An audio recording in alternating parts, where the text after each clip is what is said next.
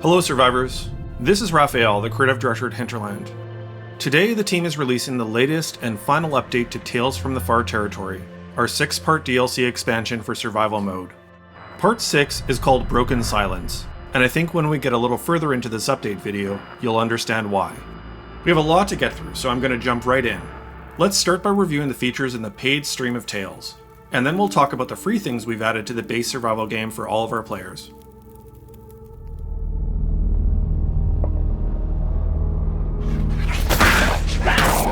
Well, the first Cougar didn't stick around very long. We heard you loud and clear that you didn't enjoy the first iteration, and while there are still aspects of that system that I really appreciated, we opted to take all your feedback on board and came back with a revised version that's more in line with your expectations. After surviving between 5 and 30 days, depending on which experience mode you are playing, and please note that Cougars don't appear in Pilgrim at all, the Cougar will arrive in the world with a certain amount of fanfare. This is your warning that you are no longer completely safe as you move through the regions of Great Bear Island and the Far Territory. The Cougar is territorial and will occupy space on the fringes of the regions it inhabits. Not every region in the world is suitable Cougar habitat, so keep your eyes open for warning signs left behind by wildlife researchers and game wardens from before the Quiet Apocalypse. These will give you a sense of where Cougars might be found. You'll also notice scratches on trees and the occasional bloody and ravaged animal carcass that looks different from the typical ravaged carcasses you see in the world. This is a warning that if you want to avoid encountering Cougars, you'd better turn around and go in the other direction. You'll notice that Cougars tend to occupy territory in the fringes of certain regions, favoring rocky terrain and densely treed areas. They can be seen from a couple of hundred meters away, moving stealthily as they patrol their territory. This is probably the safest distance to observe them from. If you get closer to them, you'll start to hear their vocalizations. A good rule of thumb is that if you can hear a Cougar, you're in danger. The Cougar may ignore you for a little while, but eventually, if you are in its territory, it's going to take an interest in you. And it's not the kind of interest you probably want. The Cougar will begin to stalk you. If you don't leave its territory, eventually it will hunt you down, closing distance until it gets within attack range, at which point you will likely find yourself in a struggle to survive. If the Cougar is stalking you, it will continue to follow you even if you leave its territory. In that case, it will hunt you until you manage to break line of sight with it for some seconds. This can be accomplished by hiding behind terrain or rock formations, or hiding in interiors. If the Cougar can't see you for a little while, it will lose interest and go back to its own territory. If you're charged by a Cougar and are lucky enough to shoot it before it pounces on you, you might get away with a glancing blow. If the Cougar gets its claws and teeth into you, however, you'll experience a savage attack, inflicting serious lacerations. If left untreated, you'll certainly die from them. Cougars are not to be trifled with. If you choose to ignore these warnings and continue to engage the Cougar in its territory, it will view you as a threat and expand its presence. It will take control of additional areas within the region you have encountered it, and each piece of territory increases the chance of overlap with an important location or valued traveling route. This in turn increases the likelihood of further dangerous encounters. Eventually, your luck will run out. So unless you want to put yourself in harm's way for foolhardy reasons, it's best to observe Cougars from a distance. Pay attention to your surroundings, look for signs, literal and naturalistic, and listen carefully. It's entirely possible to coexist peacefully with Cougars if you adhere to some simple rules of nature. But if you flaunt them and put yourself against the Cougar and its territory, things will not end well. Consider yourself warned. For this update, you'll be prompted to include or exclude Cougars for any in-progress saves. You'll also have the option to exclude Cougars from any new survival games moving forward, so you can decide for yourself whether you want this majestic creature in your game. And keep in mind, you always have the option to observe it from a distance. If you leave it alone, it will leave you alone.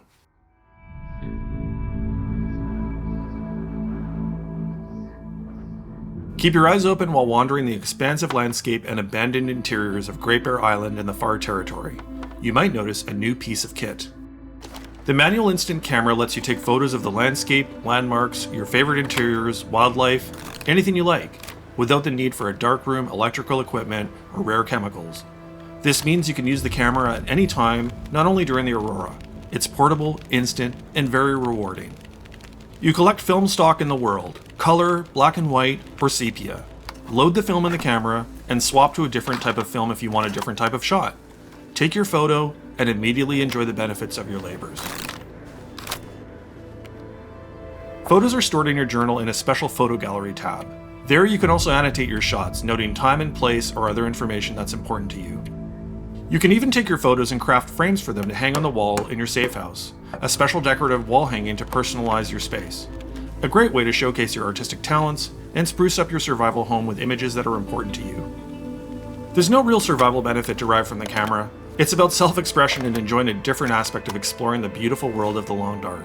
Peaceful, meditative, and creative, we hope you enjoy this feature, and we look forward to seeing your photos shared as screenshots in the new wilderness photography section of the official community forums.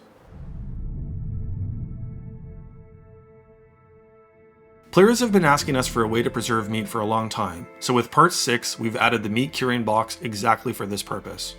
Collect salt from natural deposits found in caves or along the coastline. Craft the meat curing box using the new woodworking tools that are part of the Safehouse customization system. Add salt, meat, or fish, and produce your own dried meat or fish jerky. You'll have to keep the salt topped up. It's a good way to preserve your meat for the long term, turning that large bear or moose kill into long-lasting dried meat that can keep you going for weeks at a time.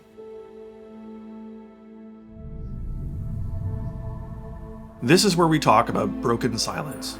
For years, you've played the Long Dark survival mode with your own voice and the cold wind as your only companions. With part 6, we introduce Sutherland, the trader. One night, when you're hunkered down in a major region location somewhere in the expanse of Great Bear Island, say the Community Hall in Pleasant Valley or Quincy's Quonset along the coastal highway, you'll notice the buzz of electricity as the aurora appears to animate the technology around you. Lights flicker, crackling. There's static on the old emergency service radios you find scattered across various locations on the island. Then suddenly, out of nowhere, a voice. Hello? Hello? Like you, Sutherland's been on his own for a long time. He's on a boat somewhere just offshore. For some reason, his radio has started to work, and he has things to say. Sutherland survives by scavenging for supplies from the various floating ships and wrecks he finds while sailing around the Great Bear Island coastline. But he can't find everything he needs. For reasons he seems unwilling to explain, Sutherland can't set foot on the island. It's a mystery he may be willing to reveal to you, but not until you earn his trust. When Sutherland's on the radio, he's ready to trade with you. He'll offer you a range of options from his stores, some familiar items, but many items that you can't find anywhere on Great Bear Island itself. And in exchange, he'll ask for various supplies he can't find out on the water. You bring him what he asks for and drop it off in the supply box just off the edge of Misanthrope's Island along the coastal highway, and he'll deliver what you need. A range of new items including food, clothing, gear, and sometimes knowledge, blueprints for crafting, information. Sutherland can deliver it all. The more you trade, the more trust you earn. Cancel trades? Sutherland won't be happy. When you earn enough trust, Sutherland will start sharing more information about what he knows, about Great Bear, the lights in the sky, getting to the mainland, and other things. And sometimes, what he says doesn't entirely make sense. He may start to trust you, but can you trust him? Eventually, if you earn enough of his trust, he'll have special jobs for you. Sutherland is a man on a mission. He's looking for something, or someone, and he can't do it without you. Do what he asks, and there are unique rewards waiting for you. If not, trade for common things, and keep up the lifeline. And if you prefer the absolute perfect solitude of Great Bear Island without the presence of any other human voices, simply opt out of the trader when you set up your next survival game. You'll also have the option to include or exclude the trader in any existing saves once Part 6 goes live. Trade or don't trade. Get to know Sutherland or avoid him. It's your choice. But we think your curiosity will get the better of you. If you hear this, pick up! Now that the Cougar has been added to the game's ecosystem, we've taken the opportunity to finalize the global wildlife refresh. This should be a great change for anyone who's been playing the Long Dark for a long time. You'll find that wildlife doesn't necessarily appear in the same locations you're used to, or follow the same migration patterns you might expect. Bears travel along new routes, and moose occupy new locations. Prey wildlife like deer, rabbits, or ptarmigan also have refreshed locations. Even wolves. Some areas formerly occupied by timber wolves like parts of Black Rock or near the Cannery and Bleak Inlet might now have regular wolves. Some areas formerly visited by regular wolves might rarely instead be home to timber wolves. As before, wildlife spawns refresh every few game days, so if you don't like something, just come back later. We've also taken the opportunity to balance the wildlife presence across the entire world, including the Far Territory. instead of trying to ensure every region has a balance of everything. This means you might find areas in the world that have an abundance of certain type of wildlife and less than expected in other areas. And for people who own Tails, the Cougar will now also appear in the world, with its presence set up and balanced against the presence of other types of wildlife in the world. On the whole, this change should help make the world feel fresh and new in a lot of ways, and force you to keep your eyes open and rethink play patterns that might have served you well for years. Last but certainly not least, we come to Safehouse customization. Eagle-eyed folks might recall this was originally slated for the paid stream of Tales, but we decided that this feature was just too enjoyable, too game-changing, that we wanted all our players to get to use it. This is a massive feature with a ton of elements. It would take me an hour just to explain all the aspects of it, so I'll try to stick with the highlights. First off, you'll notice that for most interior spaces, there's a new Safehouse icon that appears in the upper left of the HUD. This indicates that the interior location you're in can be edited and used as a Safehouse. The team has done an incredible job transforming the world so that it can be properly edited using this system. There are over 100 locations in the game that are now Safehouseable, and not many that aren't. The ones that can't be used as Safehouses are generally logical, places like caves and whatnot. Most interior spaces can be converted to Safehouses, along with many of the interior locations like the lookout towers and the Mountaineer's hut. In all, there are less than 30 locations in the world that can't be used as Safehouses. This provides a huge amount of flexibility to set up Safehouses wherever you like.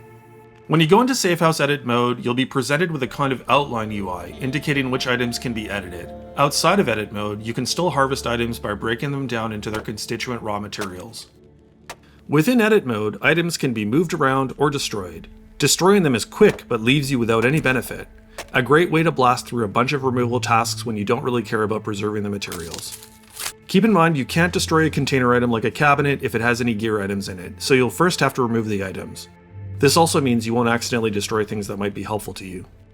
You can also pick up and collect hundreds of different decorative and furniture items and store them in your inventory. Each item still weighs something, so you can't carry an endless amount, but with the Travois you should have plenty of carrying capacity to collect your favorite items and decorations from different interiors in the world, and then consolidate them into one or more Safehouse locations. Want to collect all the pancake wall art in the world and hang it up in one place? You can do this. Want to gather all the TVs and stick them in one location? No problem. We tried to empower your creativity with this system, so we didn't impose too many restrictions apart from logical ones. You can't move very large objects. Some furniture items like cabinets with sinks and whatnot, or toilets, are considered built-in due to plumbing and cannot be moved. You can't make new doors or windows. But working within the existing interior shell of a location, you have a huge amount of freedom to design and decorate it however you like. You can also clean up clutter, like garbage and bits of debris, that litter the floors in certain locations. Lay down new rugs, hang new curtains, new wall hangings, move furniture around, decorate with a wide range of props to add flavor to your space. You can repair a limited number of broken things. For example, some of the kitchen cabinets with broken doors can be repaired, restoring them to having usable cabinets once again. Keep in mind this is a feature that we are continuing to work on, so we expect more items to be repairable in future improvements to this system. You can also remove frozen corpses from interiors by using the option to respectfully remove the corpse. We'll leave it to each of you to decide what other burial rituals you want to improvise for yourselves in the game using the existing mechanics. Want to go further than just moving existing things around? We've added some features to enable that as well. In a few specific locations in the world, you'll find woodworking tools.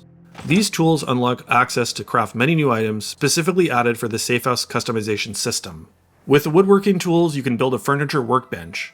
With the workbench and the required blueprints, you can build a host of new items, including a range of new rustic furniture and new decorative items like wood carvings.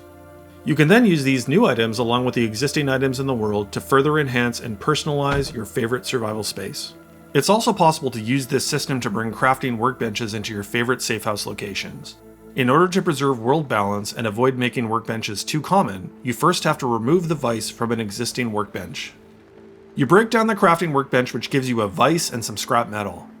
Then you can use the furniture workbench and the raw materials, including the vise, to craft a new workbench. With this system, you can make strategic decisions about where you'd like to place workbenches without destroying the overall balance in the game world by making things too easy. Safehouse customization is a massive system, and required the team to go through the entire game world and modify it, and all the props and furniture items to be editable. Over 120 locations and over 800 individual items. Most can now be selected, moved, rotated, and placed in new positions. New things can be constructed. Things in the world can be collected and moved to new interiors. Every item contains in its definition the rules of where it can be placed and how it can be manipulated. Every item is assigned valid placement locations to enable creativity but avoid silliness wherever possible. We also know that despite our best efforts with a system as big as this, there will be bugs. Please report them to our support portal at hinterland.com/support and we will fix them as quickly as possible. Despite the significant first rollout, we know there's still plenty we can do to continue building on this system over time. Safehouse customization is a system we can see ourselves expanding and updating in the future, depending on popularity, so we'll be looking forward to hearing your feedback and suggestions for how it can be improved for the future.